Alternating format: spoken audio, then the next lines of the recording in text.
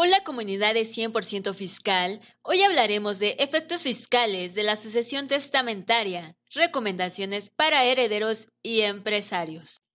Ahora, entramos en la parte complicada. Ya les decía, les hemos platicado durante toda la plática sobre el papel del albacea.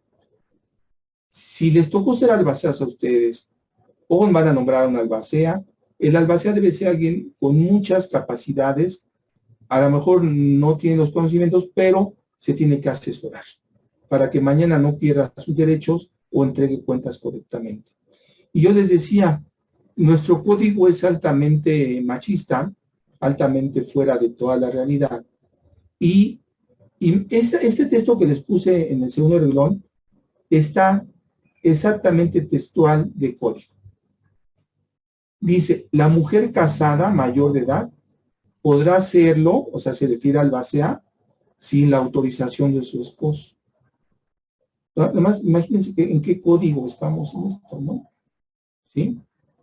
Entonces, estamos en esta situación. Ahora, entonces es parte de nuestra historia, de la historia de la humanidad. Ahora, la albacea ya es la administradora, pero no porque sea la administradora, ella puede hacer lo que quiera con los bienes de los demás y con los de ella, ¿eh?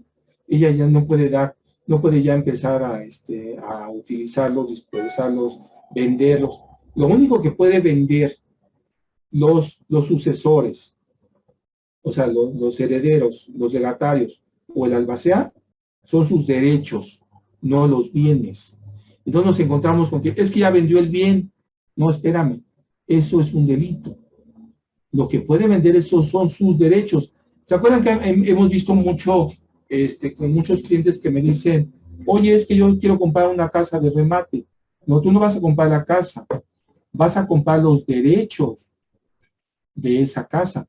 Seguramente, pues a lo mejor si el juicio sale positivo, pues tú tienes los derechos, pero si el juicio se pierde, pues adiós tus derechos, ¿no?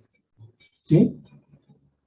Los albaceas también tienen ciertas características, aparte de que sean designados por el decorius o por el autor de la herencia, tales como que para ser albacea, la ley normalmente prohíbe que sean magistrados o jueces de lugar, a menos pues que sea familiar del decorius y diga, pues no, pues sí lo acepto, ¿no?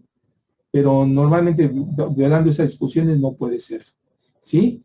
Los que ya fueron por sentencia removidos, pero aquí tenemos que tener cuidado, los removidos cuando haya juicio testamentario, ¿sí? Los que hayan sido condenados por delitos contra la propiedad o bienes patrimoniales, ¿no?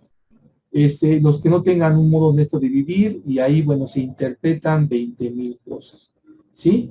Ya les habíamos dicho que también el albacea no puede ser único, pueden ser muchos albaceas, ¿sí? Y les comentaba, si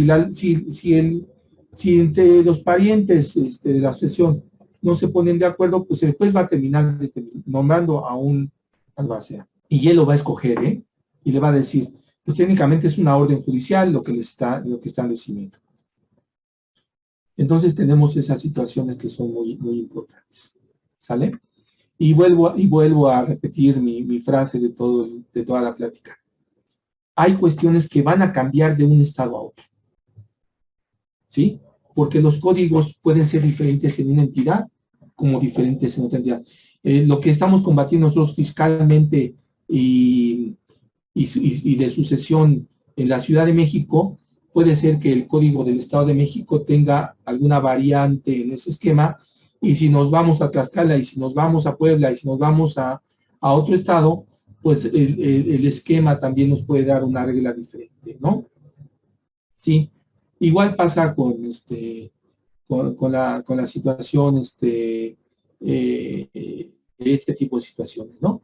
Ahora, cuando todavía no se ponen de acuerdo, cuando abrimos la sucesión y damos la noticia, a la albacea podemos nombrar una albacea, el juez puede nombrar una albacea provisional, ¿sí? Ese albacea provisional pues va a tener todas las facultades, nada más que nuestro juez le va a dar esas atribuciones en lo que se organizan y reorganizan y nombran un juez, o nombran un albacea fijo, pues, porque ahí también se llaman en las diferentes entidades el determinante o el último, ¿no? Ahora, el cargo de albacea es voluntario, ya les había dicho que sí, pero la norma también le permite a los albaceas percibir un ingreso que puede ser del 2 al 5%, y el albacea puede recibir a lo mejor el 2% de la masa y puede recibir el 5% de los productos del usufructo. Y aunque la norma es contradictoria, tenemos antinomía en materia civil. Antinomía es que, ahora sí que como en otras palabras lo que dice la chimotrufia, como dice una cosa, dice otra. El hecho es de que en una disposición dice que sí y en otra disposición dice que no. Entonces, técnicamente lo que se hace prevalecer es que pues tienen derecho al cobro, pero él no se puede fijar los montos que quiera. Ahora, ese 2% se va a repartir entre el total de años que dure la sucesión. Si la sucesión dura un año, ese 2% se repartirá solamente en ese año. Pero si dura 10 años la sucesión, el monto total del monto para repartir es el 2% repartido entre los 10 años, ¿eh? Porque luego nos han salido cada cosa que, bueno, ¿para qué les cuento? Se autorizan ellos pagos automáticos. Ahora, el albacea no puede delegar el cargo, decir, yo soy el albacea, pero nombré a un albacea que me ayuda, ¿no? No, él puede recibir nada más, puede recibir órdenes, y a lo mejor lo que sí puede hacer que ese albacea general que les decía que el concepto es diferente en cada lugar, él puede nombrar a un ejecutor especial, siempre y cuando le avise a los herederos. Oye, mira, Juanito va a ir a cobrar las rentas, Juanito va a hacer la pintura, me va a llevar a atender los juicios, las demandas, las cobranzas, pero él lo hace, no el ejecutor especial, ¿sí? Y bueno, ya les decía, cuando entra en posesión de los bienes, pues técnicamente tiene que retraerse a la muerte del prestador, ¿no? Ya les dijimos cuáles son las obligaciones del prestador, se las he ido platicando durante la plática, pero les quiero decir que ya la albacea pues, va a presentar el testamento, va a asegurar los bienes de la sucesión, va a tener que formar los inventarios, va a tener que entrar en el proceso de administración de los bienes y rendición de cuentas, y tenemos casos en que vienen y nos dicen, oiga, me recomendó fulanito con usted, y yo vengo quiero que pongamos una denuncia, una queja, una demanda, depende, ya nos dicen si administrativa, penal, o sea, ya por eso se llaman denuncias o quejas, o depende de la figura que vamos a usar, porque me desconocen como albacea, ¿ok? Y los quiero meter a la cárcel a todos porque quieren quedar con todo. Los quiero que los priven de libertad porque me están haciéndolo contra mí, ¿ok? Ya les preguntamos, platicamos, a ver, ¿desde cuándo es albacea? No tengo 5 años. A ver, permítame sus informes de albacea. ¿Qué informes? Pues es que tenía que entregar informe cada año, ¿no? A ver, enséñame el inventario. Es que el inventario lo hizo el juez y lo tiene usted actualizado. No, bueno, no hay problema, ahorita lo actualizamos. ¿Quién está cuidando los bienes? Pues no, pues cada quien está ahí, están en tal lugar, yo no he ido a verlos, y entonces entramos en situación, bueno, pues yo no sé si tienen la razón los herederos o el albacea. O luego llega tanto la situación de que lo dejan pasar, pues que pasan los años y ahí están los bienes abandonados, ¿no? Entonces, tenemos ese tipo de situaciones. Y luego viene, entonces, albacea pues tiene la obligación de presentar la administración de los bienes y la rendición de cuentas y el pago de las deudas mortuorias, hereditarias y testamentarias. Ahí lo que les decía, tiene que pagar a los acreedores alimentarios. Las deudas mortuorias son, ese concepto es los gastos del funeral del decoyus, como los gastos médicos de la última vez que estuvo en el hospital. Esos gastos, si no se han pagado, forman parte de la masa hereditaria y se tienen que pagar, ¿sí? Y también todos los gastos testamentarios se pagan con la misma fuente de recursos. Que tengamos mucho cuidado, que es diferente en muchos casos a los gastos por traslados de dominio. Depende de cada entidad, de cada asunto, de cada voluntad, de la capacidad que tengan los herederos de organizarse. Si no, y les voy a decir, nuestra experiencia es que llegan muy felices todos y terminan en un 50% de los casos en la última plática enojados, yo ya no lo quiero ver, yo sí lo quiero ver, porque bueno, entonces aquí hay que buscar que los invoco a que prevalezca la madurez y prevalezca el orden familiar. No es clase ni plática de moral, pero tiene que prevalecer esas situaciones. También entran en la obligación de la albacea la defensa, el pago de los juicios, la validez del testamento, representar a la sucesión en todos los juicios. Y todos los demás que le imponga la ley, porque si llegan citatorios del SAT, llegan citatorios del INS, llegan citatorios de finanzas, llegaron la Secretaría del Trabajo a revisar la empresa, todas esas situaciones. Los accionistas no responden, entonces hay que apretar a los accionistas y actuar conforme a derecho. El albacea es alguien que tenga mano dura para que actúe, ¿sí? Porque si no, está en peligro su patrimonio, ¿sí? Ok. Ya viene, yo les decía, los herederos pueden, desde la primera asignación con el juez, en la etapa de madurez, sí definir la distribución provisional de los bienes. Si, oye, pues esta casa va a ser para fulano, ya desde este momento se le entregan y la tiene en resguardo, dentro de su informe lo va a hacer, para que cuando ya sea definitiva la entrega, pues él ya la tenía bajo su resguardo. Y la está rentando, bueno, si la está rentando, aunque está bajo su resguardo, deben entregar las cuentas a la albacea en su informe y señalar que ese recurso ya se le quedó a él porque se le había asignado. Todo eso es parte de los informes. Los informes de la albacea no son cualquier informe, yo siempre les recomiendo a los clientes, y lo que les hacemos es, si el decoyo usted sé que lo va a hacer, hacerle una contabilidad, le hacemos una contabilidad, y esa contabilidad dejamos todos los bienes, y el día que pasa una situación, si nosotros nos enteramos, mira, o sea que esta contabilidad es la que tenía su papá o su mamá, o si ellos sabían que estaban con nosotros, pues les entregamos la contabilidad con todos sus documentos, con todas sus carpetas, con todos sus elementos. Y el albacea, pues lo recomendamos lo mismo. Hazte una contabilidad, te vamos haciendo la contabilidad para que lleves todo el control de todos los bienes, de los inventarios, de los activos, de las deudas, de los pasivos, de las cuentas por cobrar. Entonces, todo eso te lo vamos formulando para que tengamos los elementos. Y pues ahí ya decíamos, entramos en funciones que ya platicamos. Si el albacea fue nombrado por testamento, pues ya le dijimos que no puede renunciar. Y el albacea pues es responsable de esto, ¿no? Y también platicamos ya de los arrendamientos, y que la cuenta de administración del albacea debe ser aprobada por todos. Y aquí entramos en otro show.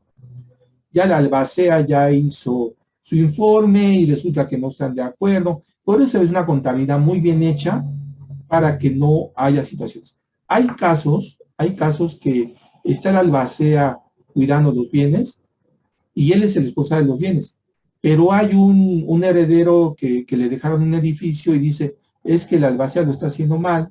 Entonces él tiene derecho a pedir al juez que nombre un interventor, pero para que cuide nada más el bien que ha sido asignado, y si todavía no hay repartición de bienes, pues sí va a tener que vigilar. Entonces tenemos situaciones de ese tipo. Y pues el interventor, pues como dice la norma, pues solamente se va a limitar a vigilar el exacto cumplimiento del cargo del albacea, no a darle órdenes. ¿Sí?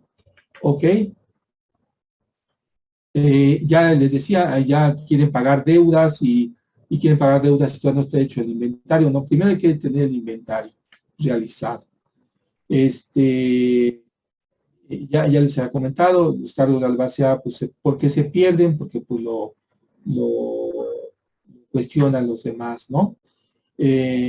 Ahora, el cargo de albacea, pues lo pueden pueden promover su remoción en cualquier tiempo, todos y cuando sean mayoría, ¿sí?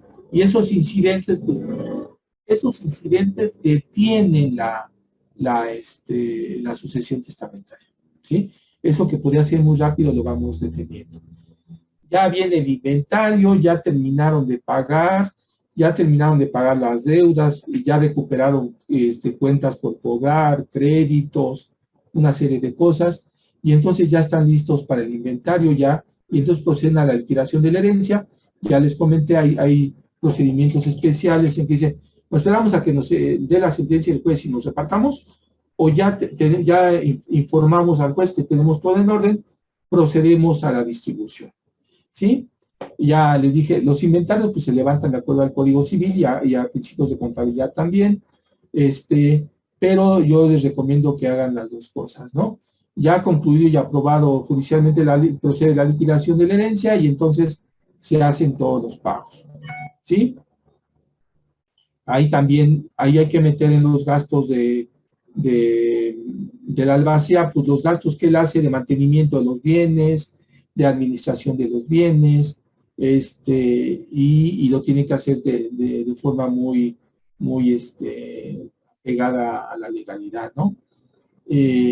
Ya les habíamos dicho, cuando se quieran vender bienes hereditarios para el pago de deudas a esos acreedores, pues tienen que hacerse en subasta pública, a no ser que la mayoría acuerde, y por eso ahí tienen que firmarle si estamos de acuerdo que se venda, porque tenemos un caso reciente en el que hay un bien que vale 10 millones de pesos y parece el albacea se pone de acuerdo con un hermano y lo venden 2 millones y ¿dónde están los 8? ¿No? Pues bueno, pues así están las cosas. Ya se hace la partición de los bienes, ya ahí depende de cada grupo, se ponen de acuerdo, yo te pago, no te pago, y hacen la división, ¿no? Si yo decía, si no dispuso cómo repartido, pues los van a tener que hacer ellos, ¿no? Van a pagar las rentas, el usufructo, ya tienen el proyecto, el albacea está muy atento en el proyecto de repartición, y aquí es un problema totalmente. Tienen que ser muy maduros en esto porque dejan al albacea para que se aviente los problemas y luego él hace las propuestas y empiezan a decirle, pues él se quiere quedar con más, no se quiere quedar con menos. Pues entonces, pues esto, situaciones complicadas. ¿Sí? Cuando hay menores, pues tienen que ser representados, ya la partición legal, ya el juez dice, pues órale, ya repártanos y adelanta la sentencia. Luego vienen las rescisiones, inmunidades de las reparticiones, yo no estuve de acuerdo, se estuve de acuerdo. Oye, pero ya llegamos hasta acá y bueno. Por eso digo, en ese punto es el más importante. Ya cuando llegan a ese punto, ya lo firmaron, pues ya hay que darle el proceso. Y por último, quiero platicarles del testamento electrónico en México, en la Ciudad de México. Ese testamento electrónico hay que tener mucho cuidado con él, aunque es de reciente creación. Es una modificación al 1520 y 1500 bis del Código Civil, pero la diferencia es que se va a usar este código de forma electrónica, pero es muy contradictorio, porque dice que tiene que hacerse ante el notario público. Ok, perfecto. Pues es lo mismo que lo haga escrito, o sea, es el testamento abierto o cerrado, depende si puede hacer o no puede hacer. Pero la diferencia es que este testamento electrónico se hace con firma electrónica. Y cuando se llama firma electrónica, pues se llama fiel, y cuando se llama fiel, pues se llama SAT, ¿no? Entonces, le vamos a decir al SAT que entre ellos van a tener, aunque técnicamente es mi firma particular, pues le estamos dando elementos para que conozcan los bienes de este. No me queda claro a mí todavía la norma si el notario le va a dar vista a la autoridad fiscal por este tipo de, aparte que le tiene que dar al registro público, ¿verdad? ¿En qué momento se están haciendo estos testamentos electrónicos? Pues lo estamos haciendo ante situaciones de emergencia, en peligro inminente de muerte, o en este caso, pues se está utilizando para COVID, ¿no? O situaciones que ponen en riesgo la vida. Y solamente es para situaciones excepcionales, pero es un tema que vamos a estar escuchando durante los últimos meses. Y también, pues ahora también ya se pueden heredar datos, marcas, productos, propiedades industriales, referentes a propiedades en Facebook, en Twitter, en WhatsApp, en redes sociales. Que ya los notarios tienen muchas problemáticas porque esos elementos hay que registrarlos bajo la ley del notariado, y ahorita con el testamento electrónico vamos a tener, yo creo que un auge o despegue sobre estos casos, ¿sí? Y ya les había comentado, pues que son responsables del contribuyente de acuerdo al Código Fiscal, los administradores de los legados o donatarios, porque dice la norma que son responsables con los contribuyentes los legatarios y los donatarios a título particular respecto a las obligaciones fiscales que se hubieran causado. Esta norma siempre nos causa muchos problemas porque dice, ok, entonces el que va a pagar el impuesto es con la masa de pollos. Pero si no alcanza, pues entonces la autoridad va a querer embargar esos bienes y entonces de todos modos alguien termina pagando el fisco. ¿Sí? Entonces hay que tener mucho cuidado con este artículo porque tiene muchas interpretaciones. Después, la ley en la ley de impuesto sobre la renta, pues es muy clara, ¿no? Que el ingreso que se perciba en forma por herencia o legado, no paga, ¿no? ¿Sí? Y cuando presentemos los reportes al SAT, pues van a ser pagos definitivos. Hay casos en que sí vamos a tener que pagar, les digo, porque incrementó el valor del bien, porque tuvo ingresos producto del usufructo. Entonces, eso tiene que seguirse pagando, ¿eh? Lo que no vas a pagar es hasta que se finalice la liquidación, entonces ya te entrego. Tú ya, en el momento en que te entregan, tú ya eres ahora el contribuyente. En el momento en que está en la masa, todos lo son. Y por eso el albacea responde a nombre de todos. Esto es como una copropiedad. Por eso les explicamos que se considera copropiedad. Y eso lo tenemos de acuerdo a la ley sobre la renta en el 92, que dice son exentos, ¿no? ¿Ok? Y la magia que usamos normalmente nosotros desde el despacho es que utilizamos el 93 en su fracción 22 y claramente dice la ley, no se pagará impuestos sobre la renta por la obtención de ingresos que se reciban por herencia o legado. Y los ingresos pueden ser en efectivo, en especie, en donativos, en una serie de cosas. Ahí hay que tener mucho cuidado a los compañeros que, pues traté de buscar un lenguaje que no fuera tan altamente jurídico, porque también hay que tener cuidado cuando hay donaciones, porque este artículo también considera las donaciones, ¿eh? Entonces, pero hay que tener mucho cuidado porque hay reglas para la donación, de ascendientes a descendientes y ciertas características. Bueno, entonces, luego tenemos cuando se va a pagar costo de inmuebles, es muy común que la persona recibe un bien en herencia y él no lo quiere y ya lo vendió a otra persona. Entonces, por la herencia no va a pagar impuesto sobre la renta, ¿eh? Pero en el momento en que el bien que le entregaron valía $1 y ese mismo día hace el traslado de dominio al tercero, pues no va a tener impuesto sobre la renta porque en el mismo momento lo está entregando, ¿sí? A menos que se haya adjudicado por el notario desde fechas anteriores y entonces tenemos que hacer una serie de operaciones, y si no, tenemos que entrar en una serie de situaciones que si lo que va a pagar es el traslado de dominio, va a pagar los derechos, una serie de situaciones que tendríamos que ver muy en forma específica. Luego, pues ¿cómo determinamos el costo del bien? Pues el costo histórico más el actualizado. Acuérdense que normalmente el terreno, cuando tenemos un bien, representa el 20% del costo total de la operación. como fase mínima, porque si lo fuimos depreciando, a lo mejor costaba 50% del terreno y 50% de la construcción, y se va depreciando 3% anual. Pero llega el momento en que ya está totalmente depreciado, entonces el terreno solamente va a valer 20%. Quiero cerrar con algunas recomendaciones y yo creo que esto, que después de la plática nos va a servir mucho estas recomendaciones. Si eres legatario o eres heredero, o eres albacea, o eres de coyus, o sea, vas a ser el autor de una herencia. Prepare una relación de sus bienes, muebles y inmuebles a su valor actual y téngala ahí a la mano. La familia no tiene que sufrir porque no sepan qué tiene, ¿no? No, que porque yo, como les voy a decir, pues prefiere este hecho ante una situación de crisis. Relacione todas sus cuentas por cobrar y deudas, mantenga al día una relación con esa información. Si tiene deudas documentadas y deja o no testamento, sin duda los acreedores se van a sumar al juicio. Entonces, vamos a tener en claro eso.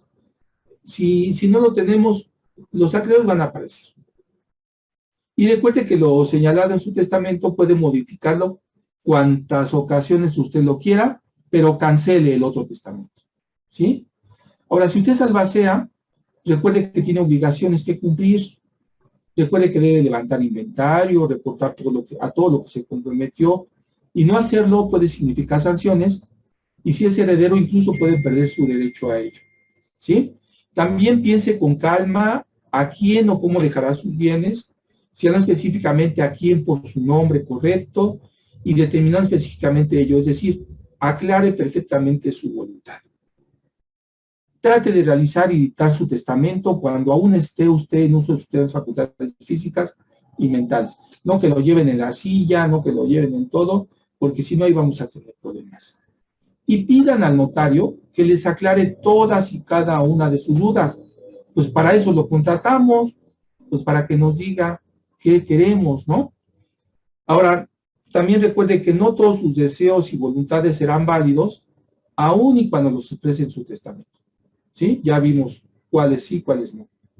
Informe a su familia de su testamento o previamente si cuenta con seguros de vida, seguros de vivienda o cuentas bancarias que ellos desconocen.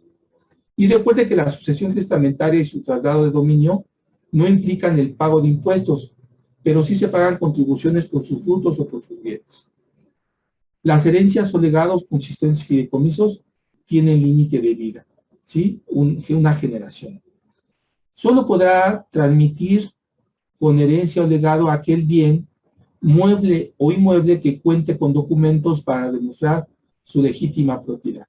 No le pueden decir a la familia, oye, le pides a tu pariente, a tu tío el terreno que le pague, pues sí, nomás que no hay documentos, ¿no? A menos que el pariente sea muy, muy honesto. Cualquier duda o aclaración, escríbenos en nuestras redes sociales. Capacitando para el futuro.